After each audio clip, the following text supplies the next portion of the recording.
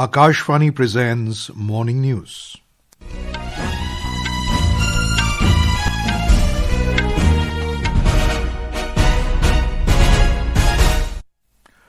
Good morning, I am Abhishek Mukhopadhyay. The headlines. 28th Conference of Speakers and Presiding Officers of Commonwealth countries to begin in New Delhi today. External Affairs Minister S Jaishankar and his US counterpart Marco Rubio discuss cooperation in areas of trade, critical minerals, nuclear energy and defense over phone. US President Donald Trump warns Iran of strong action if Iranian authorities carry out hanging of protesters. US designates Egyptian, Lebanese and Jordanian branches of Muslim Brotherhood as terrorist organizations. Festival of Harvest, Makar Sankranti, been celebrated in different parts of the country today. And in cricket, second ODI between India and New Zealand to be played at Rajkot this afternoon.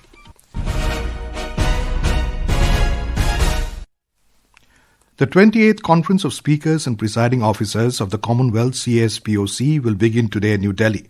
The three-day conference will bring together speakers and presiding officers from over 60 Commonwealth countries and semi-autonomous parliaments. The aim of this conference is to promote knowledge and understanding of parliamentary democracy in its various forms and to develop parliamentary institutions. Lok Sabha Speaker Om Birla is the chairperson of this conference.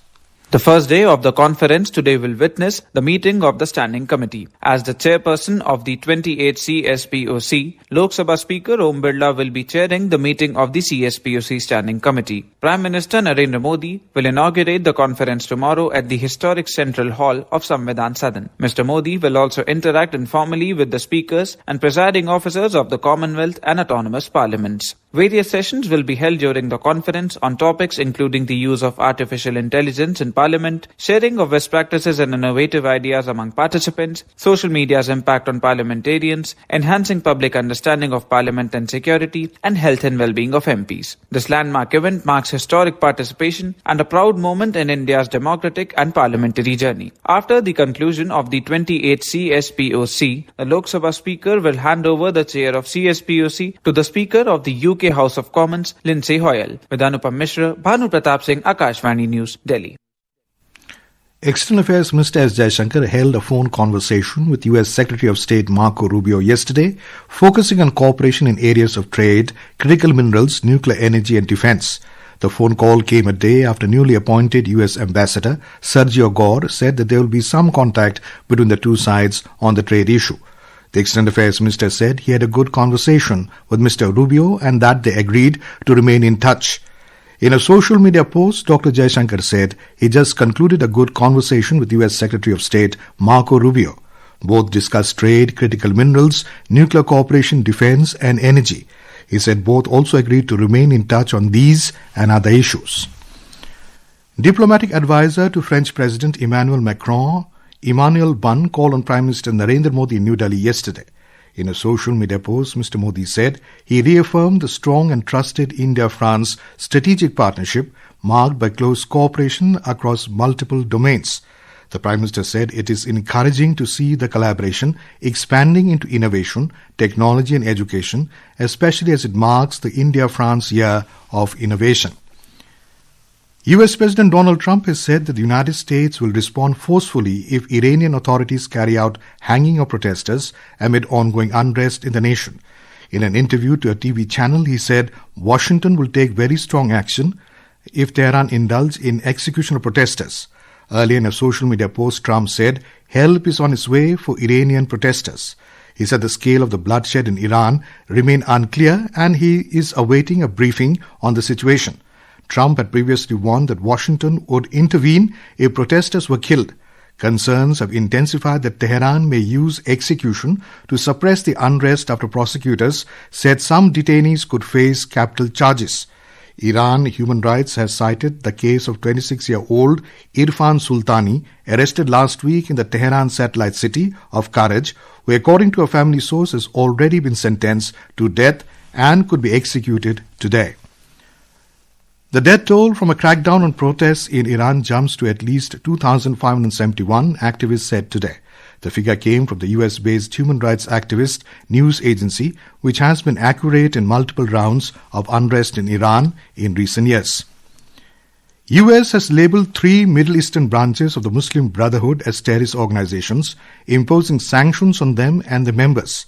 Treasury and State Departments announced the actions last night against the Lebanese, Jordanian and Egyptian chapters of the Muslim Brotherhood, which they said pose a risk to the United States and American interests. State Department designated the Lebanese branch a foreign terrorist organization, the most severe of the labels, which makes it a criminal offense to provide material support to the group.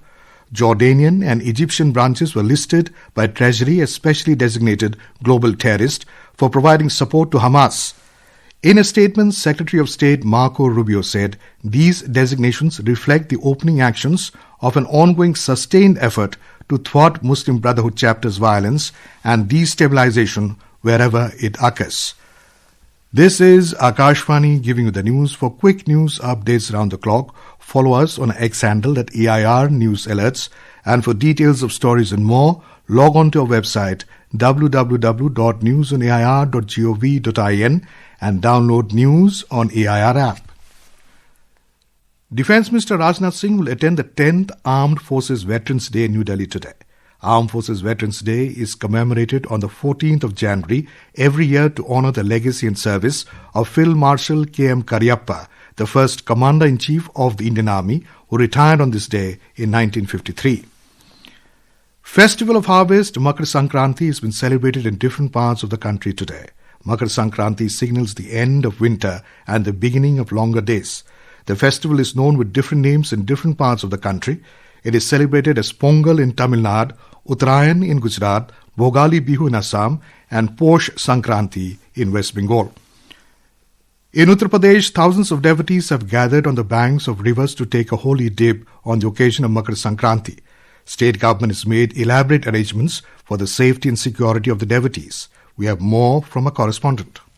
Devotees have gathered on the banks of major rivers in the state since early morning and taking holy dip on the occasion of Makar Sankranti. Although in many parts of the state, Makar Sankranti, the second important Snan of Magh Mela, will be observed tomorrow. Administration has made elaborate arrangements at Magh Mela area in Prayagraj for the Snan. Bathing ghats have been constructed in a total of 12,100 feet length, in which all necessary basic facilities, including changing room, pool, kiosk, toilet, etc.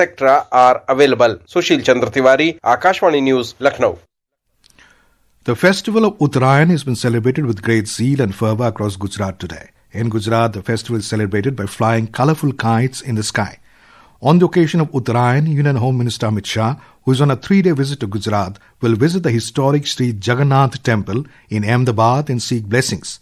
Mr. Shah will later join party workers and citizens at various locations within his constituency to celebrate the Kite Festival. We have a report. Skies over Sabarmati riverfront are filled with different colors and shapes with the grand beginning of International Kite Festival in Ahmedabad. Kite flyers across the globe are thronging to Gujarat to take part in this kite festival. This year, the Ahmedabad International Kite Festival sees a massive participation of over 1,000 kite enthusiasts, including 135 international flyers from 50 countries. This year, the festival also served as a symbol of India-Germany friendship. Ahmedabad remains the heart of the celebration with the iconic night kite flying scheduled for today evening. Along with Ahmedabad, the festival is being organized at various locations across the state, including Rajkot, Surat, and the heritage site of Dholavira in Kutch, Vadnagar, Shivrajpur, and the Statue of Unity. Beyond the aerial displays, the festival serves as a grand showcase of Gujarat's rich architectural and artistic heritage. Aparna Khund, Akashvani News, Ahmedabad. In West Bengal, devotees in large numbers will participate in the Punya Snan in rivers, ponds and other water bodies across the state today. Makar Sankranti is celebrated as Posh Parban in West Bengal, when various types of traditional sweets are made in every household with rice flour, coconut, kheer and jaggery. Lakhs of devotees will participate in the auspicious Punya Snan at the Ganga Sagar Mela. Bhogi, the festival which falls on the last day of the cold month of Margazi, has been celebrated by Tamils today. People discard old things from their home and make a bonfire from all unwanted goods in front of the houses. In villages, all houses from the rich to the poor are thoroughly scrubbed and whitewashed. Homes are clean and the entrance of houses are decorated with an rangoli. We have more from a correspondent. Children beat tom-toms in small drums and walked around the bonfire in front of their houses early this morning. It is a day to discard old utensils and clothes in the houses, as tomorrow is the birth of Thai, signifying the spring season. In agricultural fields, bonfires are made out of hay. People will also beautify the house by making traditional festoons using mango leaves. Large, colorful rangolis catch the attention of those who walk on the streets. In some places, rangoli competitions are also held and prizes are distributed. As the cold season is drawing to a close, misty mornings make it difficult for road users due to smokes out of bonfires. However, enough precautions have been issued by the government to monitor pollution arising out of banned materials like plastics and rubber. Joy, Akashvani from Chennai. In Kerala, Makar Vilaku festival will be held at the hill shrine of Sabrimala. We have more from a correspondent. Thousands of pilgrims have already camped at various locations of Sabrimala to witness Makara Vilakku. The festival also coinciding with Makar Sankranti night. Rituals including the procession with Thiruvabaranam, the sacred ornaments of Lord Ayyappa, will be held as part of the celebrations. Makara Sankranti Puja will be held at 3 p.m. today. Strict restrictions have been imposed at Sabrimala and only 35,000 pilgrims will be allowed at Sabrimala today. This is inclusive of the 30,000 pilgrims booked through virtual queue. Midhi M. Palluruthi, Akashvani News, Thiruvananthapuram. In men's cricket, second ODI of the three-match series between India and New Zealand will be played at the Niranjan Shah Stadium in Rajkot today. The match is scheduled to begin at 1:30 p.m. Indian team is leading the series 1-0 as the hosts had won the first ODI by 4 wickets at Vadodara on Sunday. The third and final match of the series will be played in Indore on Sunday. In the Women's Premier League cricket, Mumbai Indians beat Gujarat Giants by 7 wickets at the Dr. D.Y. Patil Sports Academy in Navi Mumbai last night. Chasing a target of 193 runs set by Gujarat Giants, Mumbai Indians made the winning score at the loss of 3 wickets with 4 balls to spare. Skipper Harmanpreet Kaur was the highest scorer for Mumbai Indians with an unbeaten 71 runs of 43 balls. India Meteorological Department IMD has forecast cold wave to severe cold wave conditions along with dense to very dense fog over Delhi, Haryana, Chandigarh and Punjab today. Cold wave conditions also predicted over Himachal Pradesh, Jharkhand, Odisha and Rajasthan. The IMD also predicted cold day conditions in Uttarakhand. Meanwhile, dense fog is expected over Assam, Meghalaya, Bihar, East Uttar Pradesh, Himachal Pradesh, Odisha and Uttarakhand. According to IMD, similar conditions are likely to prevail in Jammu, Kashmir, Ladakh, Gilgit, Baltistan and Muzaffarabad. And now, for a look at today's newspapers, it's over to Tanvi Khurana. Thank you, Abhishek. Pakistan told to rein in drones. Army chief on intrusions, leads Hindustan Times. General Dwivedi cautions Pakistan over future provocations, reports the Asian Age. World on edge as US signals Iran action, leads The Pioneer. The Tribune quotes the Supreme Court as saying will ask states to pay heavy compensation for dog bite cases. 114 Rafale deal near final nod, informs the Asian Age. Delivery platforms to stop 10-minute service after appeal by Labour Minister, states The Hindu.